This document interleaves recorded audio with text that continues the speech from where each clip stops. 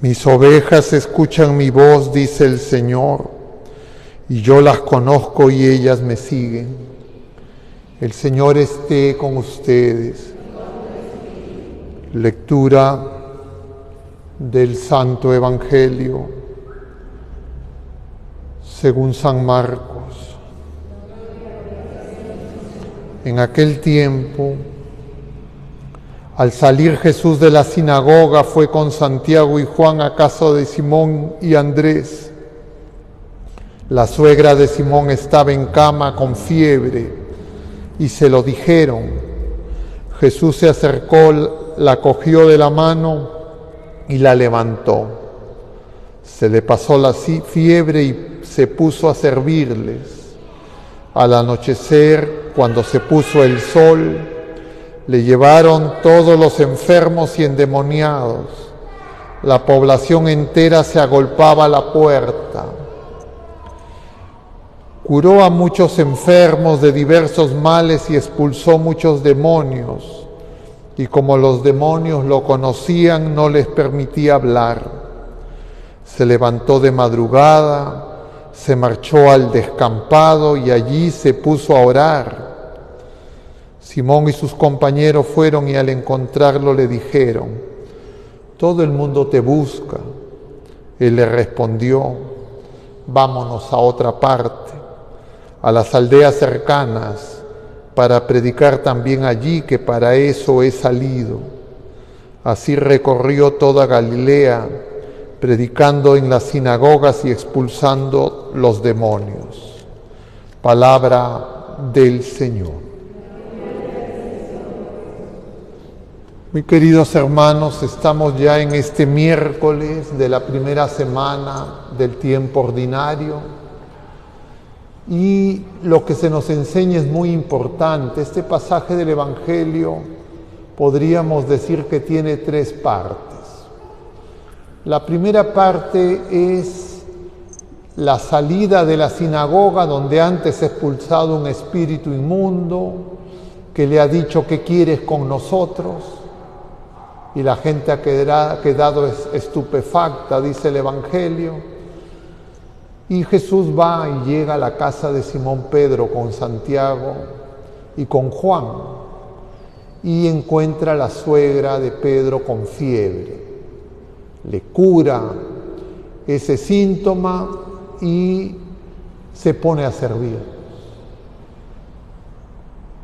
¿Qué significa eso? Varias cosas profundas, brevemente diríamos. El Señor se acerca, el Señor nos toca, el Señor nos cura, el Señor nos levanta.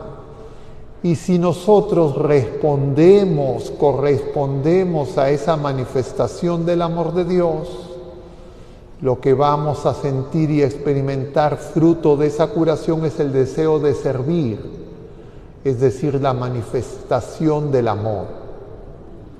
Consecuencia de esa manifestación de fe de la suegra de Pedro, de Simón, todavía Jesús no le llama Pedro, Jesús sigue curando hasta altas horas de la noche. Es decir, si nosotros en la iglesia, en esta casa que es la casa del Señor, donde Él viene y nos levanta, si nosotros salimos de la Eucaristía con ese deseo de servir, el Señor multiplicará su curación y llegará a muchas personas. Pero a veces nosotros no nos reconocemos canales de la gracia del Señor y entonces esa manifestación, esa epifanía del amor de Dios, nosotros la bloqueamos, la obstaculizamos. Dice luego tercera parte, que Jesús muy temprano se va solo a orar. Lo están buscando, lo encuentran y ahí viene otra enseñanza.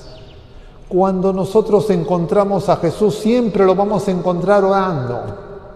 Jesús no deja de orar porque Jesús es la oración, es la persona, la palabra de Dios, del Padre que se dirige a nosotros y que vuelve a Él. y es manifestación de amor.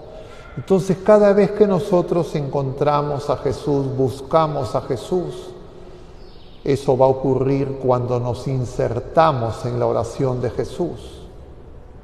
Cuando nosotros queremos hacer nuestra oración por nuestra cuenta sin Jesús, vamos a perder ese don de poder descubrir que el Señor ora por nosotros, porque eso nos va a sostener.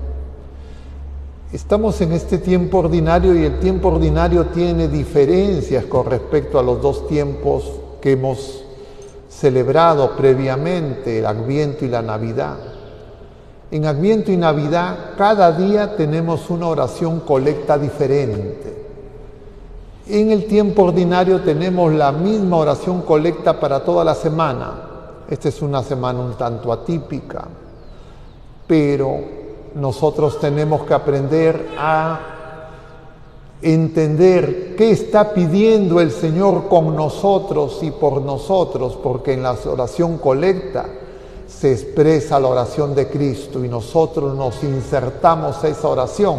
Por eso se llama colecta, porque nuestras oraciones se unen a la de Jesús, se unen a la del Hijo único, el Verbo eterno encarnado, glorificado de junto al Padre. Y entonces, claro, no les voy a preguntar cuál es la oración colecta del día de hoy, porque lo más probable es que no se hayan dado cuenta la mayoría de ustedes. Pero cuando con calma vean la oración colecta y la vuelvan a escuchar mañana, pasado y los siguientes días antes del domingo, van a descubrir que se está pidiendo dos cosas.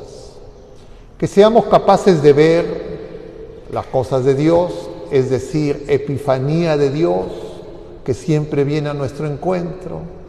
Y en segundo lugar, que viendo esa epifanía, esa manifestación, esos signos del amor de Dios, nosotros seamos capaces de poner en obra, en acto, lo que el Señor nos está haciendo ver. Es decir, como decíamos ayer, nosotros tenemos que insertarnos al Señor. Somos un nosotros. Y digamos, hay solo dos cortejos, dos nosotros. El de Cristo, que es de vida, de verdad, y el de los demonios, que le dicen, como veíamos ayer, ¿qué quieres con nosotros? Nosotros tenemos que buscar al Señor. Pero muchas veces buscamos las cosas del Señor y no al Señor de las cosas. Y por esa razón el Señor, que quiere que nosotros comprendamos su ministerio, Él en este pasaje dice, va a otra parte para seguir anunciando la buena noticia, porque además este año impar empezamos el tiempo ordinario contemplando la carta a los Hebreos, y decíamos ayer que la carta a los Hebreos nos muestra el ministerio sacerdotal de Cristo. Y nosotros nos insertamos a Cristo en la medida en que nosotros reconozcamos que también somos sacerdotes, todos los bautizados, no solo los ministros ordenados. Y lo propio, lo específico, lo distintivo del sacerdocio de Cristo es que el sacerdote también es víctima. Y por eso en la carta a los Hebreos se nos habla de la experiencia del dolor, de la experiencia de la curación por el dolor y el sufrimiento, que Jesucristo pudo evitar, pudo habernos redimido de otra manera, pero Él quiso recoger de la experiencia del dolor que produce nuestro pecado y nuestra ignorancia la medicina para que nosotros podamos unirnos a Él. Muchas veces lo que más hacemos es rechazar la experiencia del dolor, porque los seres humanos no somos masoquistas, no queremos dolor y no queremos sufrimiento. Pero si pudiéramos ver, podríamos tal vez reconocer que lo importante no es más o menos dolor, no es más o menos sufrimiento, sino estar unidos a Jesucristo. Porque el chantaje, la esclavitud del pecado, del demonio, es por el miedo a la muerte, nos dice la carta a los Hebreos. Eso es una manera muy directa y muy clara, muy profunda de decir, el demonio nos esclaviza por los temores a los dolores y los sufrimientos pasajeros. Y cuando nosotros estamos llenos de dolores, de temor a los dolores y sufrimientos pasajeros, podemos ser muy fácilmente engañados por el demonio que nos va a esclavizar. Jesucristo, Él se hace víctima. Él jamás nos va a pedir que nosotros experimentemos tanto dolor y tanto sufrimiento injusto que el pecado ha producido en el inocente. Pero nosotros tenemos que comprender que si queremos participar y seguir al Señor, de alguna manera tenemos que participar de esa experiencia, que será siempre, si estamos en Cristo, curativa, sanadora, para que podamos alcanzar lo que hemos dicho en el Salmo y hemos repetido varias veces en esta antífona, que decía: el Señor se acuerda de su alianza eternamente, porque nosotros estamos llamados a participar también de esa bienaventuranza eterna. Que el Señor así nos lo conceda, que así sea.